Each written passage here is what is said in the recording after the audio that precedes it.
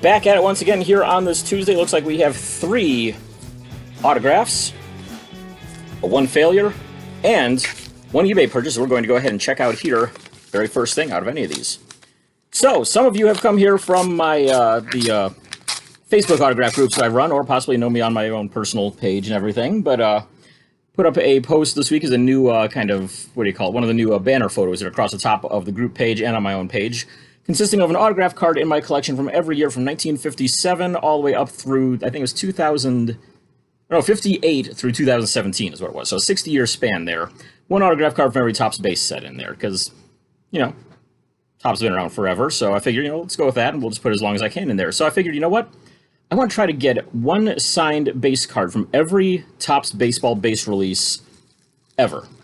At least from 52 to the present, because 51 was kind of a weird design. It was totally different. It wasn't the traditional card that we now know of. So we start with 52, go all the way up to the present. The only ones I'm missing are 52 to 57, 2019 and 2020. And if I want to go with it, I can use a 2019 Pro debut in there. Same design and everything at least, but probably just we'll try to get one from the set there. But anyway, so I was able to grab, as you may have remembered a couple weeks ago, 57 and a 55 to mail out, which both just went in the mail this week to Frank Thomas and Joe Cunningham.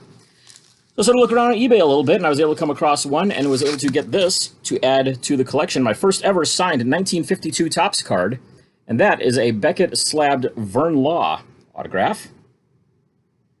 So I finally have a 52 to go up on there, which I'll scan and put up at some point, probably after I get the rest of them there, because, you know, try to keep it in order and everything as best I can. So, yeah, but I mean, nice pickup right there. You know, it has the Beckett authentication on it, slabbed for protection.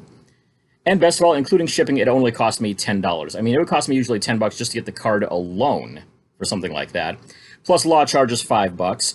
Plus another, what, 10 or 20 to get it Beckett slabbed. So I'd be able to get all that done just with, and also, of course, you know, 55 cents each way on postage. To get all of that done for under $10, I will gladly take that. That is a, I think that's a pretty solid pickup right there. We have one marked refused, and that, unfortunately, if you can see through the stuff there, is Jerry Rice. I'm 0 for 2 on him now.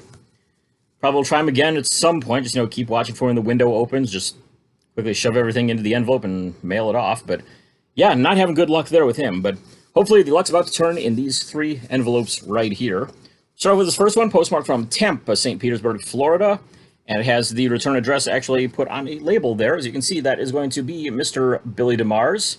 See him on the back there as well. You may remember that Aubrey got him recently as well, and he did the same thing there with a couple of the address labels on them.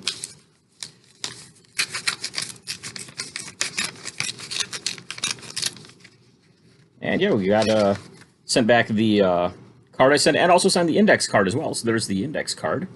Nice little addition there. And right there is, what does this say? 1951 Bowman card. I believe that's the second 51 Bowman card that I've gotten signed now, as Bobby Brown was the first one. I think that's 51 that I've got on him at least. Sounds right to me, so I'll go with that. So there we go. But yeah, that one took about, maybe about a little over a week turnaround. Not too long at all. Let's go on here. We've got E.T. from Orlando, Florida on this one. I believe this one is going to be former Reds, Astros, and Indians catcher Eddie Taubensee. And yes, indeed it is. Signed all the 4 cards that I sent. Show off 2 of these here. 2 of my favorites, because of course, you know, I get a lot of 96 Fleer signed, and also the Conn's Hot Dogs team set right there. That's the 96 Cincinnati Reds team set. I think I got their sets from 96, and I want to say 03, maybe 02, 04, somewhere around there. But I've got a bunch signed out of those, so got a Taubensee one to add to that batch as well. Got one more to go after this. Put these on in there. And this one is initials of PC. Comes to us from Pittsburgh, Pennsylvania. I think some of you might know exactly who this is, because he got mentioned yesterday, thanks to somebody buying an unsigned card of his from me. And wow, hey, that's really great. Comes in a little note here, a little pack and everything for protection. Writes, thank you for caring on it. It's a Phil Coyne's things to do list papers there. It says, you are the best as well. And right inside there is the signed Allen Ginter 2018 card from Phil Coyne. 102 years old now, I believe, is what he's at. Former usher for the Pittsburgh Pirates, going back to, let's see here,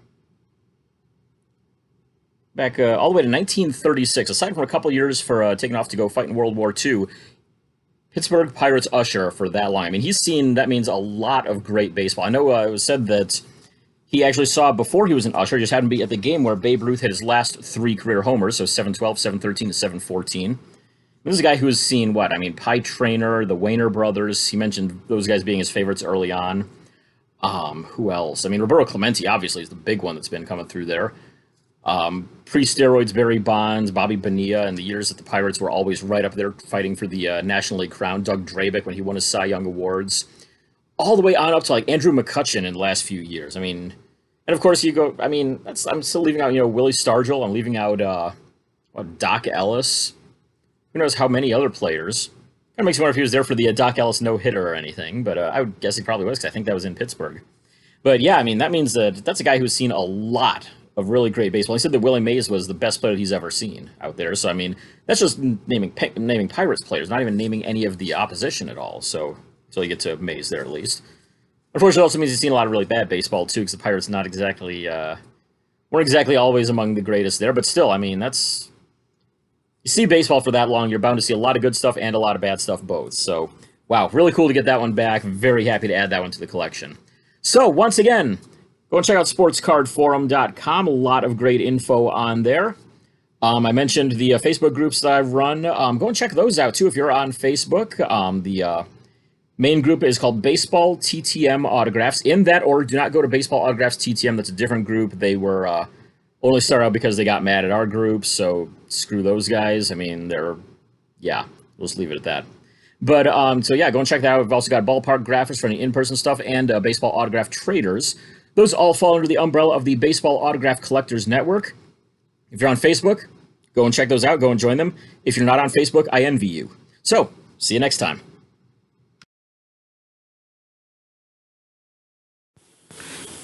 It's Wednesday. We've got 3 in the inbox here today.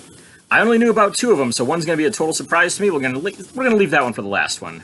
So these first 2 here. First one is RB, are the initials on it, from North Texas, and I think this is going to be another 1972 high number hit from Ron Brand. And we'll see if that's correct. And yes, it is. There we go. 72 high number, card number 773 is Ron Brand. Got another hit there for the set.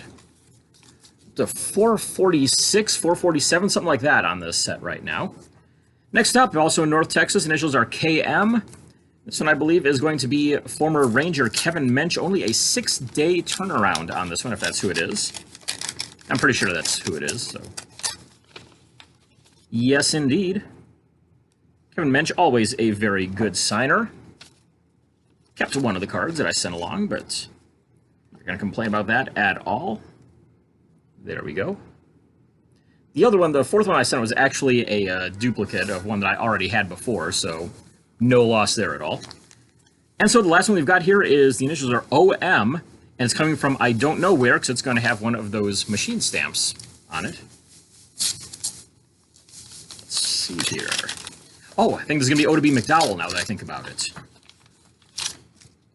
And yes, it is. Now, when I sent to McDowell, I did ask him, I know that he does not sign any Indians items.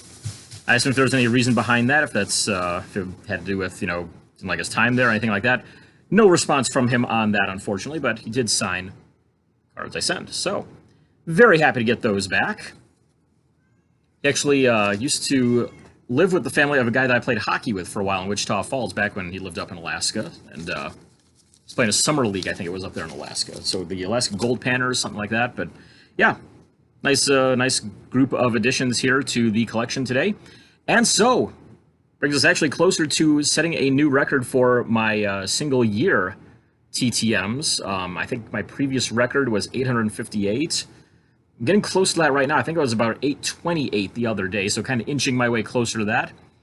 I'll look it up later and, probably mention it there in whenever my next video is, hopefully tomorrow. And so, yeah, there you go. So got 2 videos in today, and we've also got a bonus upcoming. We've got Aubrey coming after this. She got one back yesterday.